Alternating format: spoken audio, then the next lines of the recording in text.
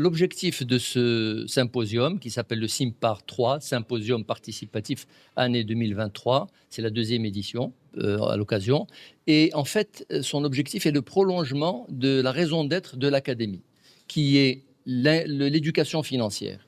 L'éducation financière est un chantier national qui doit conduire à l'inclusion financière, qui elle-même doit contribuer au développement. C'est pour ça que le thème de ce symposium est la finance participative, outil d'inclusion financière et levier de développement. Deux grands volets dans ce symposium, un salon dans lequel des exposants vont venir rencontrer le public. Nous ciblons près de 40 000 visiteurs, c'est l'effectif que nous avons atteint la première édition en 2017, et rencontrer donc ces banques pour voir quels sont leurs produits, qu'est-ce qu'elles offrent, comparer les offres de ces différents opérateurs, bénéficier aussi des contrats de financement et des contrats d'ouverture de compte préférentiels, parce qu'il y aura des conditions préférentielles pendant ce salon, et puis ça permettra également du B2B, c'est-à-dire que les opérateurs d'assurance rencontreront les sociétés de services informatiques, les banquiers rencontreront les compagnies d'assurance et les compagnies de sous-cook.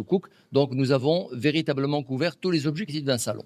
À côté, et pendant les 3 journées, il y a un colloque qui va mettre l'accent sur 2 principaux axes, plus deux autres accessoires. Le premier, c'est essayer de contribuer à résoudre par la réflexion et par le benchmark international, la problématique actuelle du mismatch entre les emplois et les ressources des banques. Vous savez que les dépôts n'ont pas explosé comme les demandes de financement ont explosé depuis 5-6 ans, qu'il y a un écart, que ça a des raisons, qu'il faut les approcher et il faut aussi s'inspirer des pays étrangers. C'est pour ça que nous avons invité des directeurs de banques et des vice-présidents de banques de la Tunisie, de la Jordanie, de la Turquie, de la Malaisie et de l'Arabie Saoudite pour nous expliquer comment eux interagissent avec l'équilibre ou le matching des actifs et de l'actif et du passif. La seconde piste de réflexion, c'est l'entreprise. Contribuer à mettre en place les conditions pour réorienter les financements vers l'entreprise. Aujourd'hui, le financement de l'entreprise ne représente que moins de 5% des financements de la banque.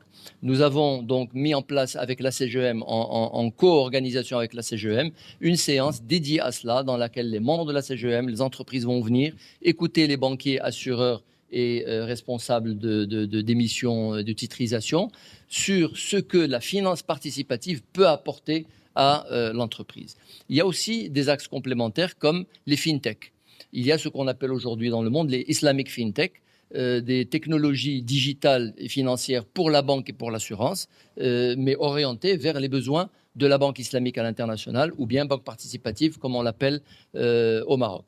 Et il y a d'autres thématiques que ce symposium va aborder dans son volet conférence. Bien entendu, il y a aussi, je le citerai, un concours du meilleur master. Il y a une formation certifiante qui va bénéficier à des universitaires, qui est co-organisée par la Banque islamique de développement et l'Académie. Il y a des distributions de prix, il y a beaucoup d'activités qui sont de nature à attirer la population et à atteindre l'objectif qui est l'éducation financière pour l'inclusion financière.